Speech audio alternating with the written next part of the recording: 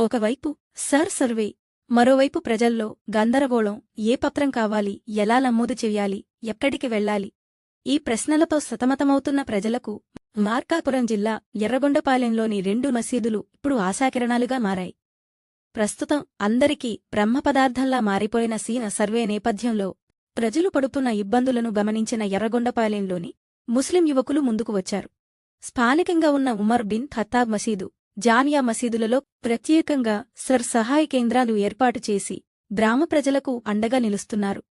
సర్వేకు సంబంధించిన పూర్తి వివరాలు తెలియక పత్రాలు ఎలా సమర్పించాలి, ఫారంలు ఎలా నింపాలి, ఎవరిని సంప్రదించాలి అనే అయోమయంలో ఉన్న ప్రజలకు ఈ కేంద్రాలు మార్గదర్శకంగా మారాయి.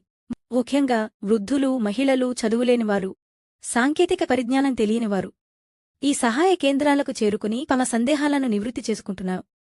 సర్వే నమోదు ప్రక్రియలో ఎలాంటి ఇబ్బందులు రాకుండా అవసరమైన పత్రాలు ఏవి, ఫారంలు ఎలా నింపాలి, వివరాలు ఎలా సమర్పించాలి అన్నదానిపై యువకులు ఒక్కొక్కరికి అర్థమయ్యేలా వివరించి సహకారం అందిస్తున్నారు.